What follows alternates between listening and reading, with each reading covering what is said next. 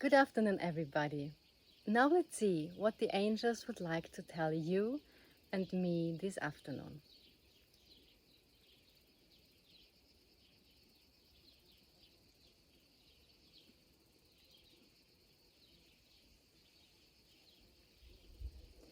I have a powerful angel again, and it feels like Raphael.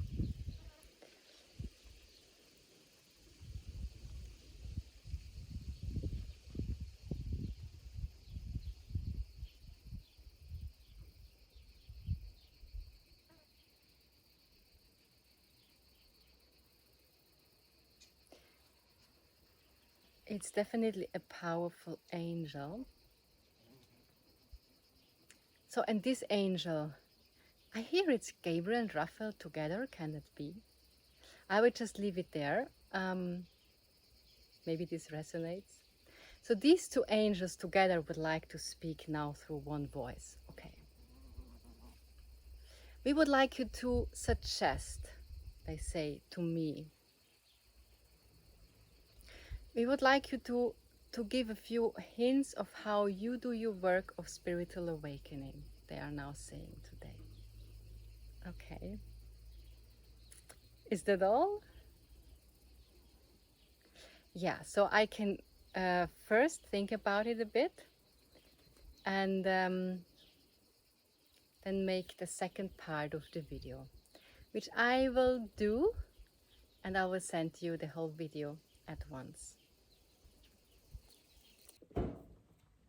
Okay, dear people, I have been now reflecting for a few days.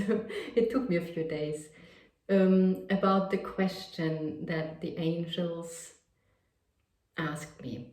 And I would like to share with you my spiritual practice. So, what do I do every day, or what I have been doing every day to grow into my full spiritual awareness and power, so to become pure and lightful and loveful. So the first thing that I started to do already before I met my husband, who is a spiritual teacher and meditation teacher, was, and I'm still doing that now because I find it still helpful, to lie down on my bed, couch, whatever, and feel, just consciously be conscious about the happenings in my body. So feel vibrations, feel pain, contraction, tension, and as soon as you become aware of them, often they already release. So when you feel, for example, a contraction here, and you give it your full loving attention, you put your hands on this place and you breathe into it, it might very probably release. And by doing that, I can also become aware, okay, there had been some belief, some limiting belief causing that pain or that tension. It is also very good practice to become aware of your old beliefs and thinking patterns. That on one hand, on the other hand, also trying to feel the love and the divine presence in me. Be very conscious about that because it's there. Of course, it's there. So that I do as a first practice almost every day. The second thing that I like to do is to watch my thoughts and to do this work, which is quite exhausting sometimes, but very rewarding, to become aware of your thoughts. And the best way to do that, even though it might be for some people a challenge, is to sit down and so do so-called meditation by just watching, or I wouldn't even say watching, it's just being present and trying to only breathe and see what happens in your mind. I guarantee you it's gonna be shocking if you do that for the first time, but and it also keeps being shocking from time to time, as a lot is stored in your subconscious that you have never been aware of. Things like thoughts and beliefs that other people told you when you were little, when you grew up, still tell you now probably. Also thinking patterns that you developed based on your core belief, which is that you're separate from your divine self or from God. This causes a certain tension, this causes frustration, this causes all this hectic life as a human being that we try to fulfill. So based on that, you will become aware of all sorts of belief-based thought patterns that constantly bring you into a lower state of vibration. So watching mindsets and thoughts, and also try to change them. On one hand, if you still cannot let them go fully, you try to change them in a positive way of thinking, or you perceive it differently, you bring it into love. Then you can think about what happened in a positive way. You can see the learning process. You can see how loving people were when they told you these things, that they always did their best, no matter in what situation you were. So this kind of work of bringing everything into a higher state, into a higher vibration, by changing your perception about it. If the goal would then be to completely let go of all thoughts and beliefs, to be completely empty in the mind.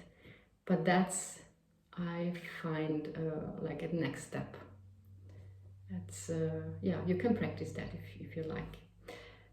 So all day I go through my day now, and there is hardly a moment where I am not conscious and aware about what I feel, what I think, what is happening around me, inside of me, what do other people bring to me. So it's a constant, actually constant work, constant being very, very aware.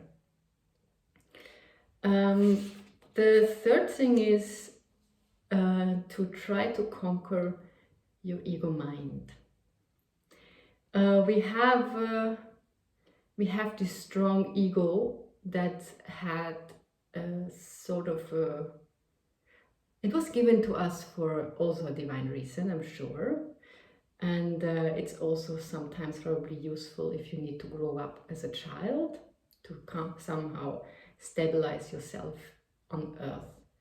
But then it feels like never useful anymore. It's we are not alone on this planet, and you are also not just this body. You are all, and with this awareness you cannot have an ego mind driven way of thinking. It will always separate you from other things and beings. So to conquer that, in the sense of letting it go and not listening to the voices inside of you that are driven by this ego mind, is important. And that's, I think, the biggest work and challenge, especially when you have a big ego and a strong willpower. So use the willpower and this drive to create unity, to create togetherness, and to be available for the greater good. Yes. Then this also comes along with, again, being very conscious when you are with others. Become conscious about your actions. Are they based on my loving frequency, or are they based on my ego mind frequency? So do I want the outcome of my actions to be for me, for my own good, or is that an action coming out and based on my desire to create oneness, to bring everything into love again. Sorry, there was like a storage problem on my phone. I would like to continue. The next practice that I do is watching my emotions and trying to deal with them. There is several ways of how to can bring your emotions into a higher frequency, into peace.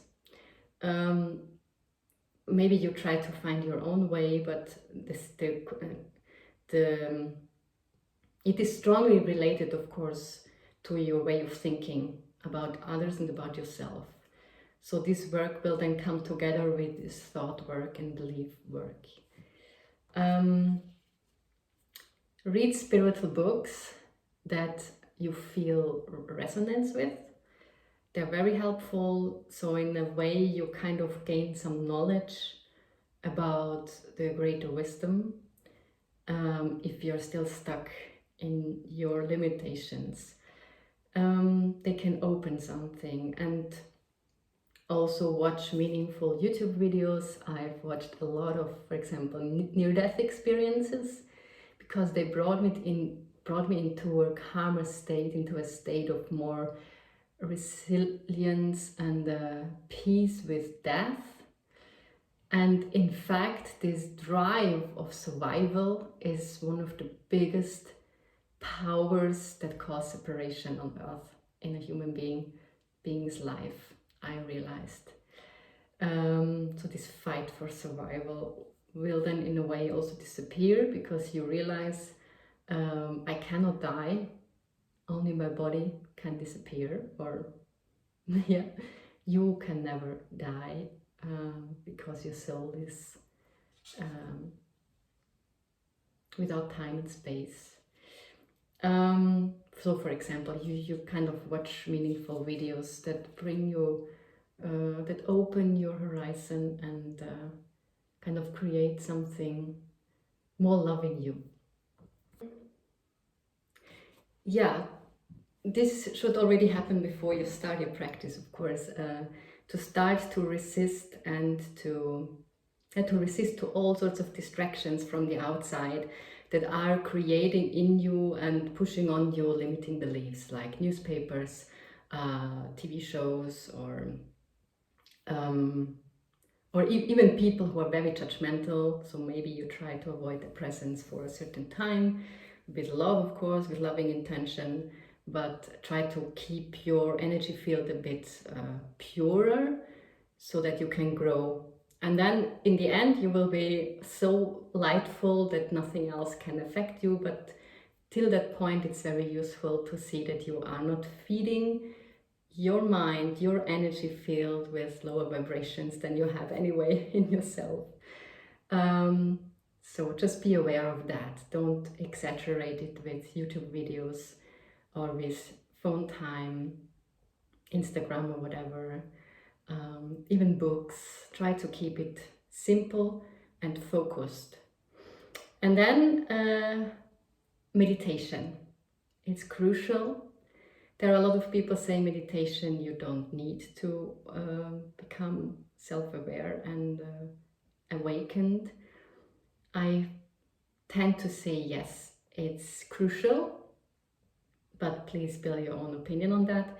I just feel it for my own mind and for myself useful to keep silent for a while. So to stay focused on stillness. Because when you're rushing through your day and through your life, you might not be so conscious and be able to be so much aware when you constantly move and you are in movement and in action, and also maybe distracted with your attention. But sitting still and just breathing, observe your breath and observe your thoughts pass by. This is a very useful practice for becoming more relaxed in life, and only out of a state of relaxation you can actually awaken. You cannot awaken out of stress. That's in my perception impossible. So whatever meditation you want to practice, it has to imply the practice of stillness, of trying to calm your whole system down and bring your whole system into your stillness that you also are. Might it be in your heart that you focus your attention on your heart space, you breathe and you feel into your heart, and whatever comes up you just let pass. Might it be that you want to focus on your breath, coming and going as if you were not the breather, but God is your breather, and try to stay with that. Might it be a mantra that you have been given, like I am, you breathe in, I, out, am, and that for a while. Just to focus the attention on one thing, which should be on the divine, of course. Last but not least, nature. Try to be in nature as much as possible. This is helping, even though not bringing you full to the core. You cannot escape this going inward work, in my opinion, but nature has a high vibration. Naturally, they don't think, trees don't think, they have no mind. They can give you a very fast access to your to a connection to God. In my opinion, when you embrace a tree and you embrace it with all your heart, you feel immediately this space inside that you both are, that the tree is, and everything becomes so silent. That's my experience, especially when you are in a forest. So that's super useful if you want to have some experiences of connection to your divine self while you are not yet so aware. I hope this is helping you on your path, and I could inspire you to grow and to launch your own spiritual practice. With much love and gratitude. See you next time.